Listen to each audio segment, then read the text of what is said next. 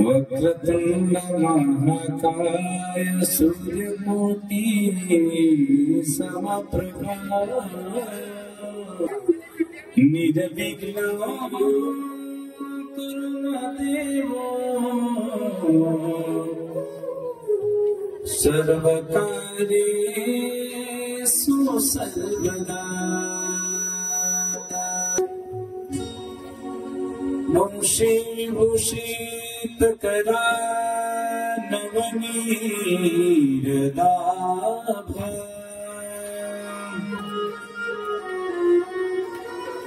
पीताम्बरधर्णबिम्बफलाधरोष्टा पुल्लिंग सुंदरमुखा नेत्रा कृष्णात् परं किमपि तत्त्वमहं न जाने।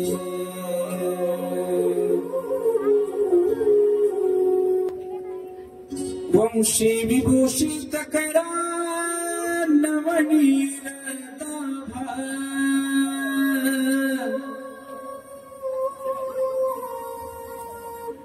पीताम्बराधरुणबिम्बफलाधरोष्टा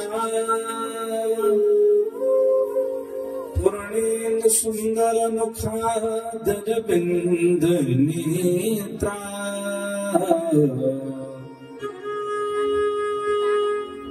कृष्णात् परं किमपि तत्त्वमहं न जाने। राधा मेरी स्वामिनी मैं राधे जो उदास जन्म जन्म मोहि बिजियो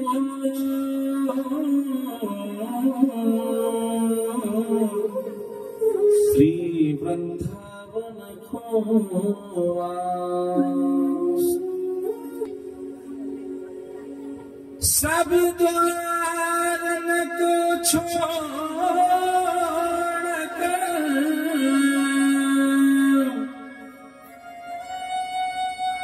राधे माया हूँ तेरे द्वार ये वृषभान की लाडली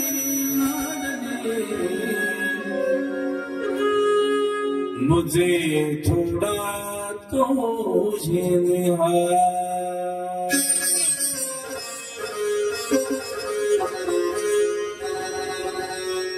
अखंड मंडलाकारं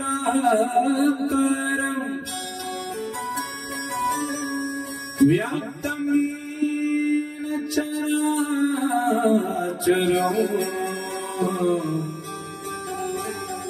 तत्पदं दर्शितं येन तस्मै श्री गुरवे नमः।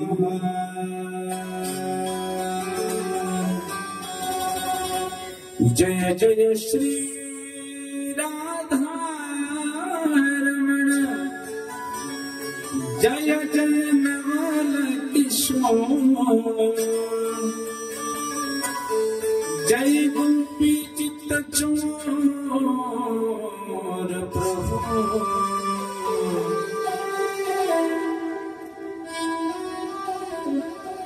जय जय माखन चोर।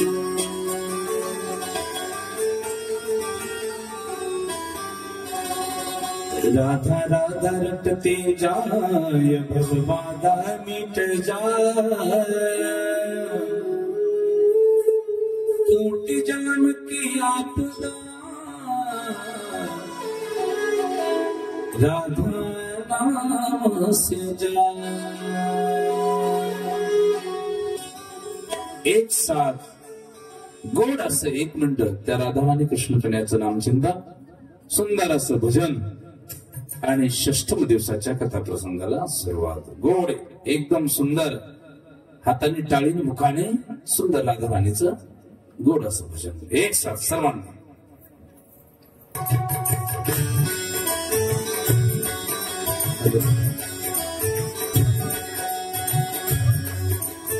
आणि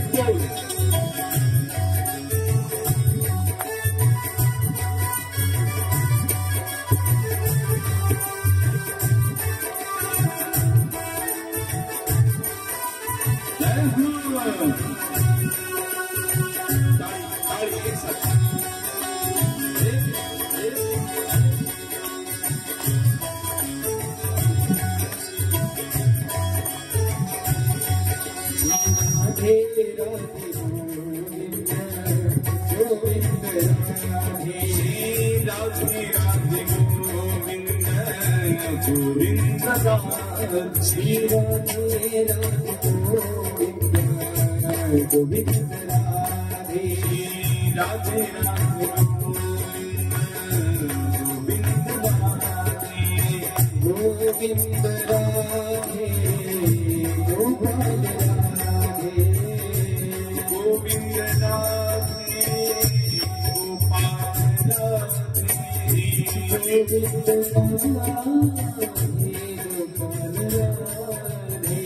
गोविंद राधे गोपाल राधे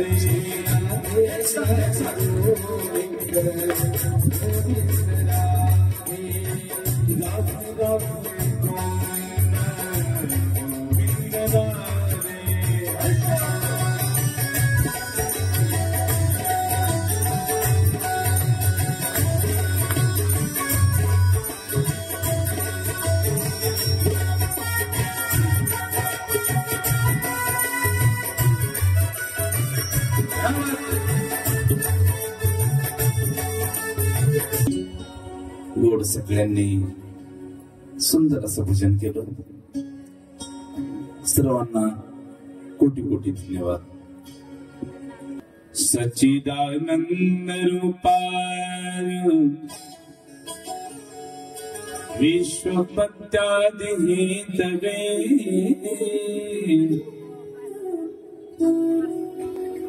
तापत्रय विनाशाय श्री कृष्णाय वयं नमः.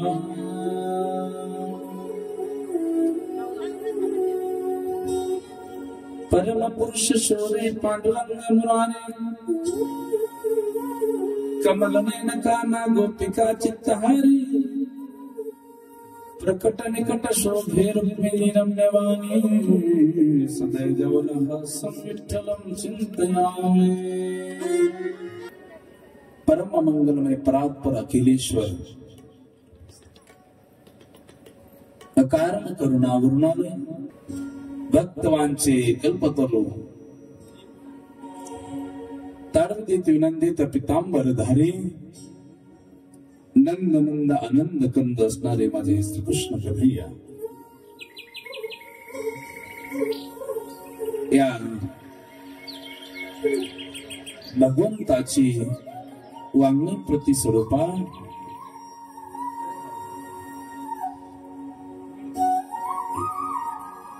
श्रीमद भागवत महापुराण कथा सप्ताह श्रवण विधी कुमारे तत्र भाषितः या नियमाला अनुसरून आज मला वाटतं कथेचा कितवा दिवस आहे? 12वा. त्याच्या अर्धे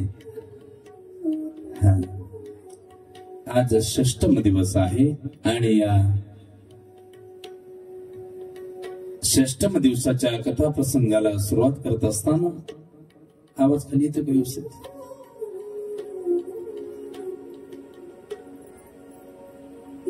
भगवान कृष्ण कन्हैया व या भगवान कृष्ण कन्हैयाची आल्हाददायिनी शक्ती राधाराणी या राधाराणीच्या चरणावरती नतमस्तक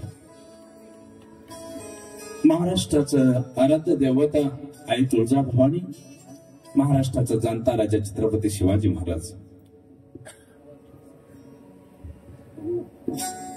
अखिल संत मांदियाळी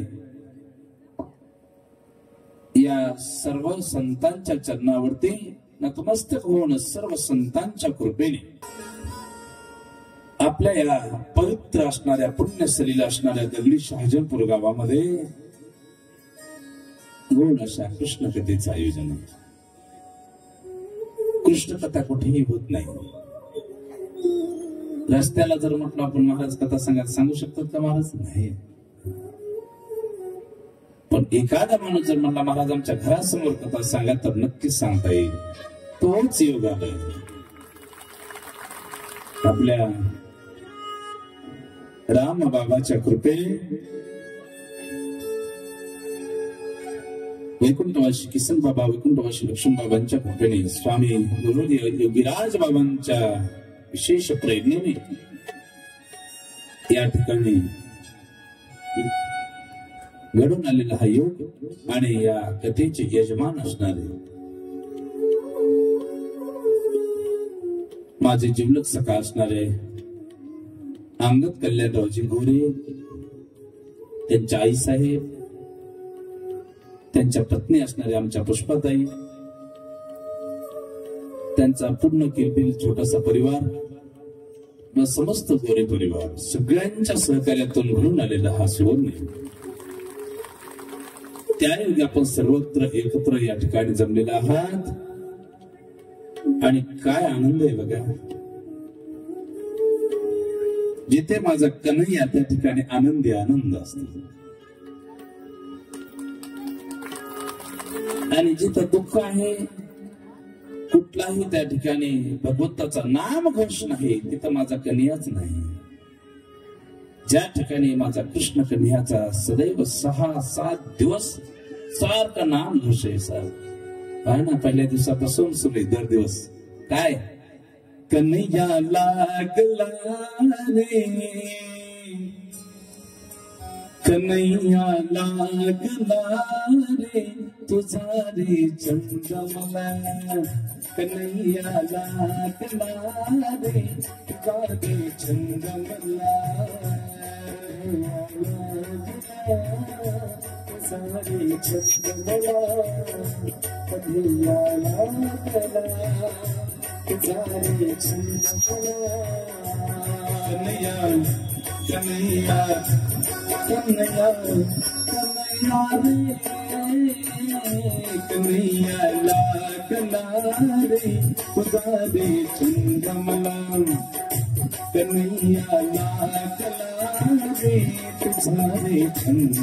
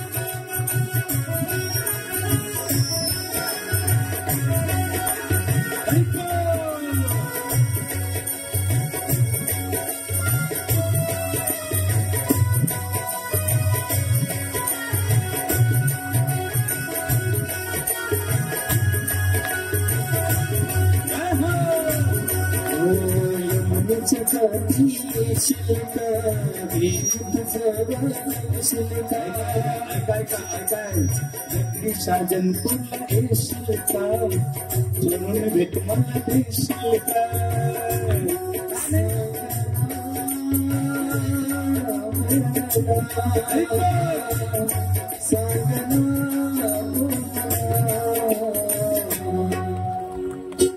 कन्हैया कन्हैया कन्हैया लागला रे चंद्रमला, कन्हैया लागला रे तुझारे चंद्रमला.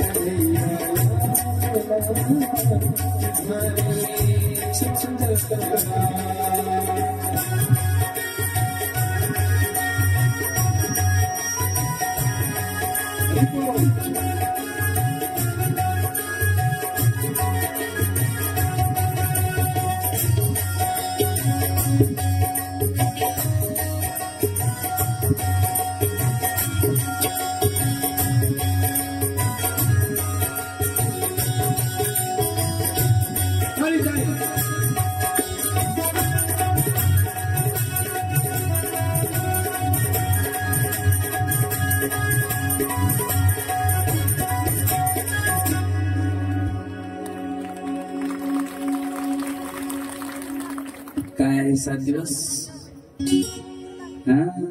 लाला हलत नाही ते किती दिवस उद्या संपणार कथा कालेज कीर्तन प्रसाद केल्याला पण निघून गेला नाही नाही नाही मला चुकीचं बोलतो हो ज्या ठिकाणी माझ्या भगवंताची कथा होती ना तिथला परिसर एवढा त्या ठिकाणी पवित्र होऊन जातो कणकण त्या ठिकाणी कृष्ण कृष्ण बोलू लागतात तिथली माती वृक्ष वेली फुलं फळं पशु पक्षी प्राणी सगळे कृष्ण कृष्ण म्हणतात अंगद उद्या कथा संपल्यानंतर महाप्रसाद पंक्ती उठल्यानंतर सगळे निघून जाते पण माझा लाला तुला सोडून कधीच जाणार नाही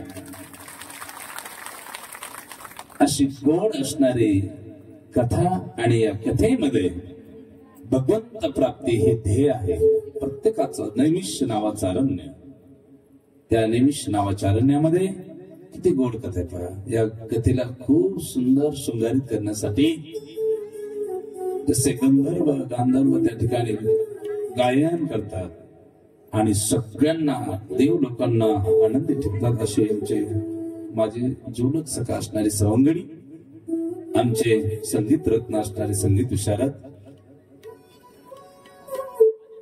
अजय महाराज अजय महाराज तुपे वैजापूरकर गोड आवाज आहे यांचा आणि सिंतही गोड वाजवतो त्याचप्रमाणे उत्कृष्ट ज्यांच्यात आपल्यावरती साथ आहे गोड गायन आहे माझे मार्गदर्शक असणारे आदरणीय परमश्रद्धेय योगेशजी महाराज करंजीकर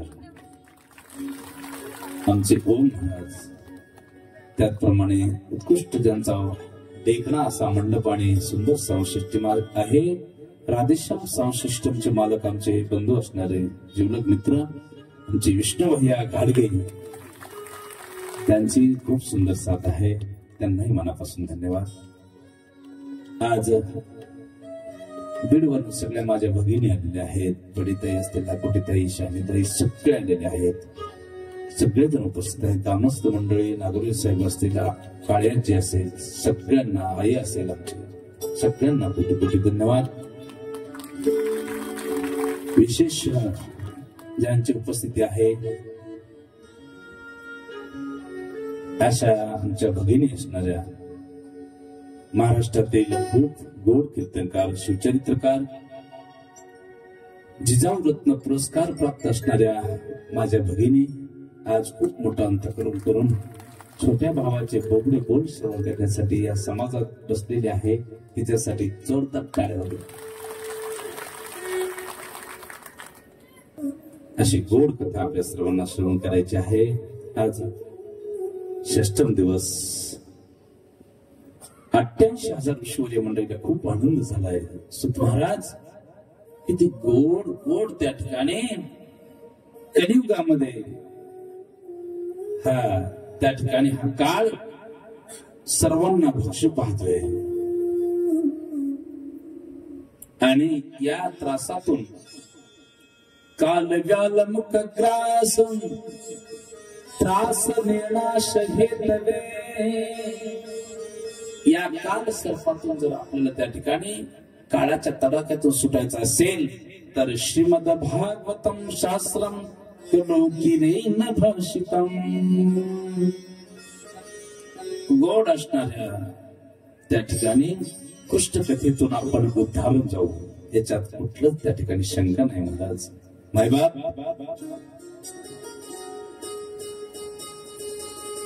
कथा ऐकल्याने माणूस मरणार नाही असं काही फळ प्राप्त होणार नाही तुम्हाला. कथा ऐकून मरण टाळता येत नाही सज्जन हो, कथा ऐकून मरण नाही टाळता येत, पण कथा ऐकून आपण मरणाच्या भीतीतून मुक्त होतो आणि आपल्याला कुठलीही भीती न वाटता आनंदाने मरणाला सामोरं जाऊ शकतो. याला कृष्ण कथा म्हणतात. तुम्ही विचारला काय कृष्ण कथा, तर सहज उत्तर देऊन जातो मी की जी कथा ऐकल्याने मरणाचं भय पळून जात आणि आनंदाने भगवंताला आम्ही म्हणतो देवा आता निश्चिंतीने पावलो विसावा, आता घेऊन जा रे, आता घेऊन जा. तेव्हा गोड असणारी कृष्ण कथा आहे. सुत महाराज सुनकधी कृष्ण सांगू लागले, हे ऋषीवर्यांनो, त्या पवित्र गंगेच्या किनारे पशु पक्ष्यांचा चिवचिवाट सुरू झाला. झुळझुळ झुळझुळ झुळझुळ गंगेचं पाणी वाहू लागलं आणि अशा या मंगल वातावरणामध्ये परम भागवत असणारे भगवत स्वरूप शुकदेवजी परीक्षित राजाला सांगतात, राजांना अरे कालच्या प्रसंगामध्ये तुला सांगितलं भगवंताने त्या इंद्राचा गर्व कसा नष्ट केला. अभिमान झाला होता की मीच त्या ठिकाणी वृंदावनावरती सर्वत्र 84 कोस ब्रजमंडळ आहे, सगळ्यावरती मीच पर्जन्य वृष्टी करतो. नको हे अभिमान, नको महाराज. ज्याला अभिमान झाला भगवंत त्याची परेशानी तर काढणारच, पण त्याचा अभिमान जोपर्यंत नष्ट होत नाही तोपर्यंत माझा भगवंत त्याला सोडत नाही. म्हणून कुठल्याच गोष्टीचा अभिमान कधी नसावा. अरे सगळ्यांचा अधिपती, सगळ्यांचा मालक असणारा तो कृष्ण तर नाही, या त्याची परीक्षा घेते इंद्राने. हे योग्य का? योग्य असं तर सांगा नाही. मग भगवंताने त्या ठिकाणी गोवर्धनाची सुंदर पूजा केल्याच्या नंतर स्वतः गिरिराज भगवंत झाले. सगळ्या गोपाळांनी तो गोवर्धन कसा उचलला कालच्या प्रसंगामध्ये बघितला आपण. इंद्रदेव आले, भगवंताची दिव्य स्तुती गायली आणि सगळेजण आपापल्या घरी जातात. इथपर्यंत कालच्या प्रसंगामध्ये आपण आलो. दैनंदिन उपक्रम चाललेला होता आणि या उपक्रमामध्ये आता भगवंत अनेक काही लीला करतात. त्या लीला करत असताना शुकदेवजी परीक्षित राजाला सांगू लागले, सुंदर दशम स्कंदामध्ये एक गोड कथा सुरू आहे. आणि एके दिवशी भगवंत गाई, छोट्या छोट्या गाई घेऊन यमुनेच्या तटावरती गाई चालण्यासाठी गेले. काही गोपाळही होते. दुपारचा कल पाहला होता. ऊन मी म्हणत होतं. लक्ष देत आहे, लक्ष देत आहे ऐका. आणि ऊन मी म्हणत होतं. सगळ्या गाईंना बछड्यांना तहान लागली. यमुनेच्या तटावरती सगळे गाई बछडे गेले. ब्रह्मदेवाने बघितलं. ब्रह्मदेवाला वाटलं जसं इंद्राने परीक्षा घेतली तसं मी पण परीक्षा घेऊन बघतो. ब्रह्मदेव गेले. गाई बछडे सगळे त्या ठिकाणी घेतले आणि खूप दूरवर खूप मोठलं एक छोटस त्या ठिकाणी काही वृक्षांची झाडी होती. त्या झाडीच्या आड लागले. 1 तास झालं, 2 तास झालं, 4 तास झालं. भोजन झालं सगळ्यांचं, गोपाळांचं. 4-5 गोपाळ सोबत. अजून आपले गाईचे बछडे कसे येणार? गोपाळांना सांगितलं, जा रे तुम्ही जा, यमुनेच्या तटावरती पाणी प्यायला गेले असतील, त्यांना घेऊन या. लक्ष द्या, घेऊन या असं म्हटल्यानंतर पुन्हा गोपाळ गेले. आणि गोपाळ गेल्याच्या नंतर यमुनेच्या तटावरती गेल्याबरोबर पुन्हा ब्रह्मदेवाने त्या सगळ्या गोपाळांना उचललं आणि गोपाळांनाही घेऊन गेले. आता फक्त कोण राहिले? भगवंत एकटेच. भगवंत वाट बघतात. गोपाळही येणार आणि गाई येणार, गाईचे बछडे येणार. भगवंत इकडे तिकडे बघतात, कुठेच काही दिसत नाही. भगवंताने डोळे झाकले. आता मला सांगा, देवालाही माहित नाही का कोणी केलंय काय? सगळं कळतं माझ्या भगवंताला.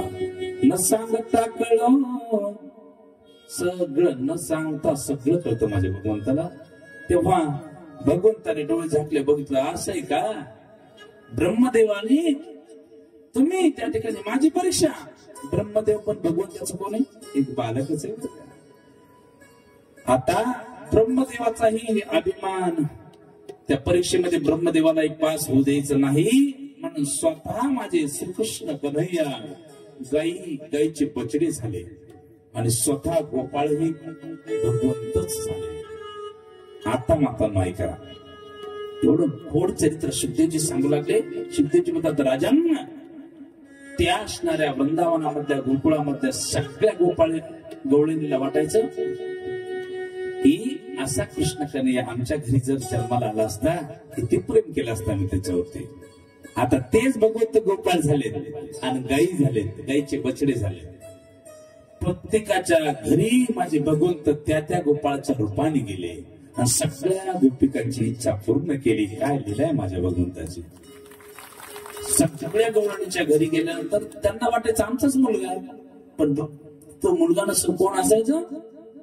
साक्षात माझा बालकृष्ण कन्हैया असायचा. सगळ्या गोपिकांची इच्छा पूर्ण केली. ज्या गायी होत्या ना, त्या गायींना बी काय वाटायचं?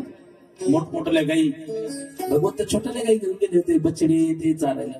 त्या गायींना वाटायचं की हे असं सुंदर राजकुमार असणारा करोड्या केसाचं बाळ माझ्या पोटी जन्मला असतं, किती स्तनपान दिलं असतं मी, असं गायींना वाटायचं. तेच भगवंत गायीचे बछडे झाले होते आणि आपापल्या गोठ्यामध्ये भगवंत त्या बछड्याच्या रूपात गेले. गायीची इच्छा पण माझ्या भगवंताने पूर्ण केली. शुद्धीची परीक्षा राजाला सांगतात, राजन नंतर अनेक दिवस झाले. ब्रह्मदेवाला वाटलंय आता काही उपयोग होत नाही. एके दिवशी बलरामजी ब्रह्मदेव यमुनेच्या तटाच्या जवळ जातात आणि बलरामजी या अर्ध्या किलोमीटरच्या अंतरावरती थांबले. भगवंत एकटेच गेले यमुनेच्या तटाच्या जवळ, दुसऱ्या पहिल्या तीराच्या जवळ. आणि तिथे गेल्याच्या नंतर जेवढे काही गोपाळ गायीचे बछडे ब्रह्मदेव घेऊन गेले होते ना, ते सगळे ब्रह्मदेवाने आणून दिले.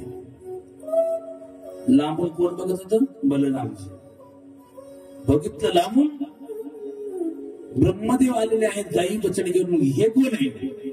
हे बघितल्या बरोबर कृष्ण कन्हैयाने सगळ्यांना असं एकत्र करून स्वतःमध्ये सामावून घेतलं. त्या दिवशी बलरामजीला माहित झालं, अरे हा सामान्य माझा भाऊ नसून जगाचा मालक श्रीकृष्ण कन्हैया आहे. बलरामजीने त्या दिवशी सगळं स्थिर राहिली. एक शब्दही बोलले नाही. कृष्ण काही बोलायला जाऊ तर हा देव आहे, काही बोलायला जाऊ तर हा देव आहे, हे कधी माहित झालं? त्या दिवशी ब्रह्मदेवाले क्षमा असू द्या, माफ करा, कारण मला तुमचा अधिकार समजला नाही असं म्हणून ब्रह्मदेवाने क्षमा याचना मागितल्यानंतर भगवंताने क्षमा केली. आणि भगवान कृष्ण कन्हैया बलरामजी घरी येतात आणि घरी आल्यानंतर त्या दिवशी रात्रीच्या समयाला भोजन करत असताना माझी यशोदा मैया कृष्ण कन्हैयाला तापटत तापटत तापटत झोपी घालते.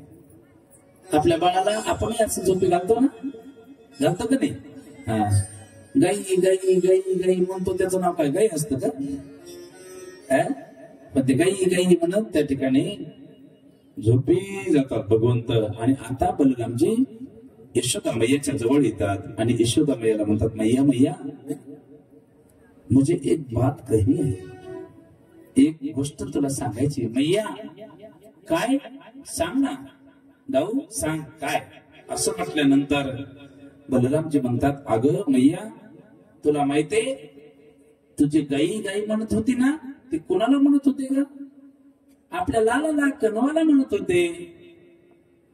अगं खरं सांगू तुला, आज मी गेलो होतो यमुनेच्या तटावरती ना, त्यावेळेस आपला कन्हैया ना तो स्वतः गाय झाला होता, गायचे बछडे झाला होता. तो साधा सुद्धा नसून कोणीतरी आवली आहे. कोणी सांगितलं? बलरामजीने. खरंच? होय. आणि नंतर बलरामजी झोपी जातात आणि यशोदामाई तेवढ्या शब्दाचा विचार करते, असा हात फिरवायची लालाचकानं हात मुखावरून. झोपेतच भगवंताला सगळं कळत होतं, काय होतंय काय नाही, मैया काय करते, पण डोळे उघडायचे नाही ना. लटकच भगवंत दिसत मुरके मुरके असे हसायचे. थोडं हसलं की यशोदामाईला समाधान वाटायचं. अशा पद्धतीच्या लीला माझ्या भगवंताने केल्या. शिवदेवजीने परीक्षित राजाला सांगतात, राजन एके दिवशी काही गोपाळ आणि भगवंत त्या ठिकाणी दर दिवस असं गाई चारायला जायचे. आणि गाई चालत असताना वेगवेगळे प्रकारचे, काल सांगितलं तशा पद्धतीचे खेळ खेळायचे, सावलीला बसायचे. आणि नंतर एके दिवशी काय झालं आहे का, सगळ्यांच्या शिदोऱ्या एका झाडाला बांधून ठेवल्या होत्या. गोपाळांनी भगवंतानी काय प्रकार झाला काय मी, पक्ष्यांचा थवा आला, सगळ्यांच्या शिदोऱ्या खाल्ल्या. आता उपाशी राहावं लागेल. लांब कुठंतरी असा एक धूर निघत होता, पहा लक्ष द्या, धूर निघत होता. आणि भगवंताला सगळे गोपाळ म्हणले, लाला अरे या सगळ्या असणाऱ्या आपल्या शिदोऱ्या पक्ष्यांनी खाऊन टाकल्या, आता काय खायचं? भगवंत म्हटलं, तिकडं तो धूर निघतो, तुम्ही काय करा, तिथे जा, तिथे काही भेटतंय का बघा खायला. लहान लहान बालकामध्ये कोणी बी खायला काहीतरी द्या म्हणजे देत असतात ना, आपण देतो की नाही. आता लहान बाळ आपल्या जर घरी आलं, एखादं लहान म्हणजे किती 7-8 वर्षाचं म्हणा, एवढं जरी आलं आणि म्हटलं ना, हो काकू मावशी आत्या मला भूक लागलेली आहे, थोडीशी भाकरी द्या ना, तर आपण सहज अर्धी तरी देतो की नाही. अर्धी तरी देतो नाही द्यायचं, असं चिकट नका म्हटलं. भूक लागलेली आहे आपल्याला, समजा ऐका, भूक लागल्याच्या नंतर आपण थोडं तरी रिकाम पोट ठेवायचं, थोडस अशा पद्धतीने जेवायचं बरं का. ही काय आहे? प्रकृती आहे, प्रकृती. आणि भूक लागली म्हणून पोटभर खायचं, गोष्ट खायचं, हे काय आहे?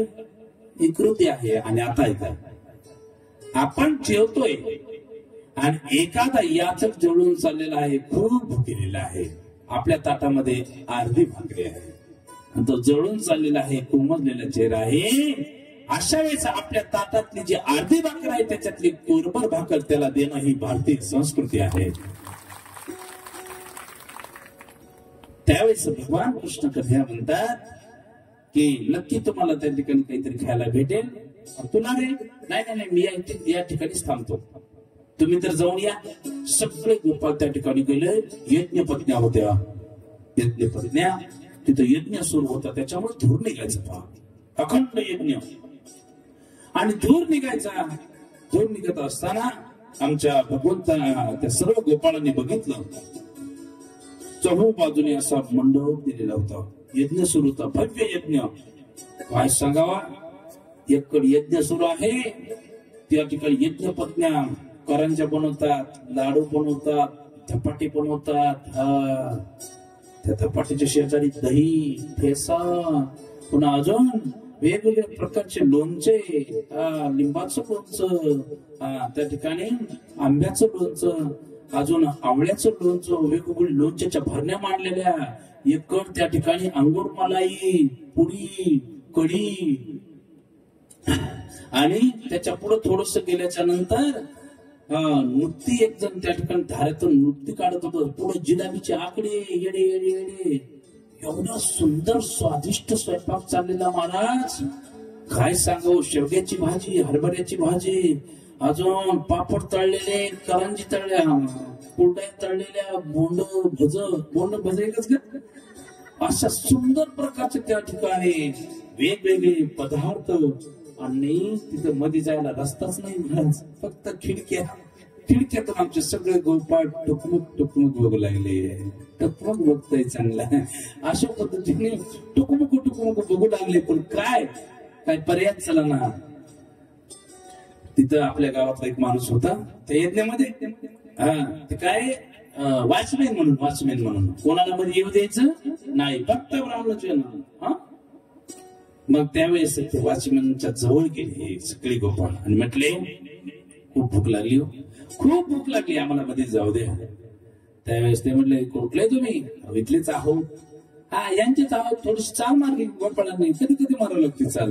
काम करून घ्यायचं म्हटलं काही सांगावं लागतं. पाहुणे तुमच्या आम्ही आलो होता, तो माहित नाही जवळचे की आम्ही, असं म्हणून त्या ठिकाणी वॉचमॅनलाच घुमवलं या गोपाळांनी. त्यालाच गुणवीत बरोबर मध्ये एंट्री केली. जशी एंट्री केली तिथल्या त्या यज्ञ पत्त्या काय साध्या नव्हत्या महाराज, सगळ्या लवंग्याच मिरच्या आहेत. त्या अशा एकदम रागीट होत्या, एवढ्या रागीट होत्या, एवढ्या रागीट होत्या. सगळ्यांनी हातामध्ये लाटणंच घेतलं. कोण रे तुम्ही? कस काय आलं त्या ठिकाणी? लाटणी बघितल्या बरोबर त्या ठिकाणी भागलेवली की सगळेच त्या ठिकाणी गोपाळ पळून गेले. भगवंताच्या जवळ जाऊपर्यंत थांबले नाही, सगळेच रडू लागले. देवा, लईच भारी त्या ठिकाणी पदार्थ होते रे, पण काय करता, आम्ही गेलो पण आमच्या नशिबातच नव्हतं ते. काय काय होतं काय सांगाव देवा, सांगितलं तरी मी त्या ठिकाणी तोंडाला पाणी सुटतं रे. वेगवेगळ्या प्रकारचे लोणचे, कढी, भात, शिरा, उद्याच्या राजा, सगळ्या पद्धतीचे त्या ठिकाणी वेगवेगळे पदार्थ होते. पण तुम्ही काय केले तिथे गेल्यानंतर? कुठलेच म्हणल्यावर काय म्हणलात तुम्ही? आम्ही म्हणलो तिथलेच. चुकलात तुम्ही. भगवंत काय म्हणतात? तुम्ही चुकलात. तुम्ही काय करायला पाहिजे होतं?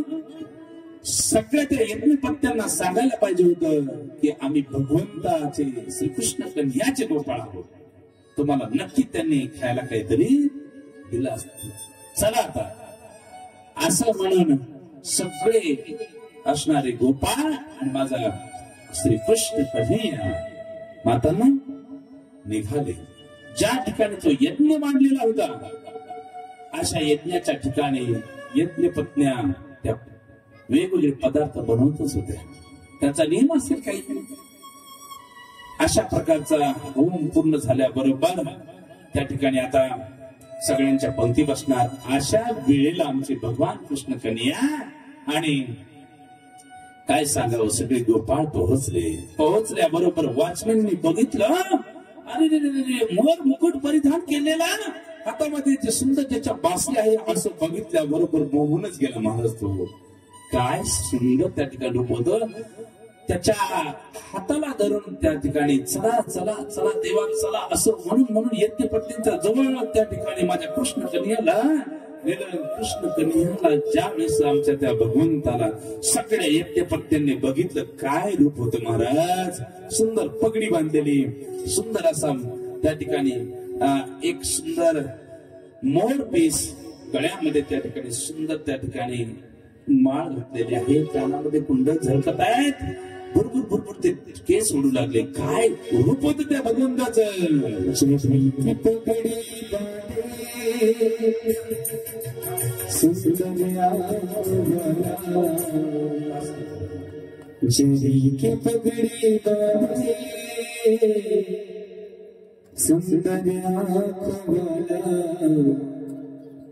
कितना सुंदर लागे बिहारी, कितना कितना सुंदर बिहारी, कितना जरी की पगनी बांधे, जरी की पगनी बांधे, सुंदर वाला कितना सुंदर बिहारी, कितना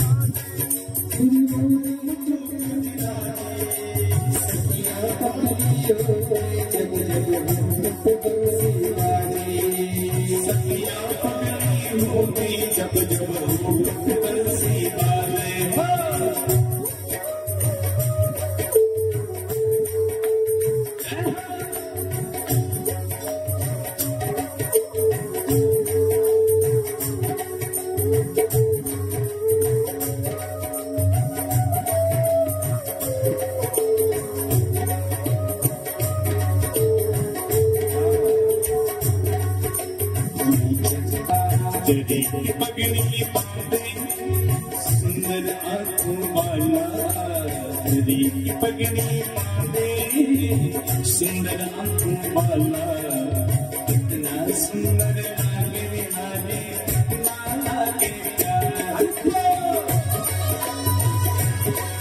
लटकन जाने तेरे काले काले बाल, सुंदर शाम सोना तेरी चाल, सर सर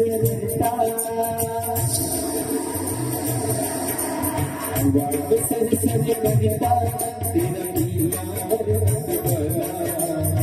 कितना सुंदर लागे जरी पगड़ी बांधी सुंदर आंखों वाला, जरी पगड़ी बांधे सुंदर आंखों वाला, कितना सुंदर लागे बिहारी, कितना लागे प्यारा।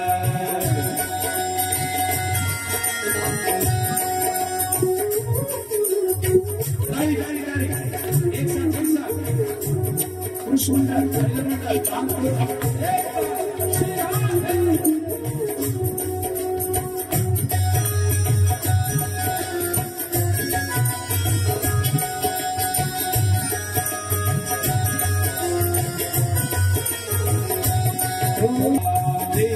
छोटा भाग्य को देखा मन जला,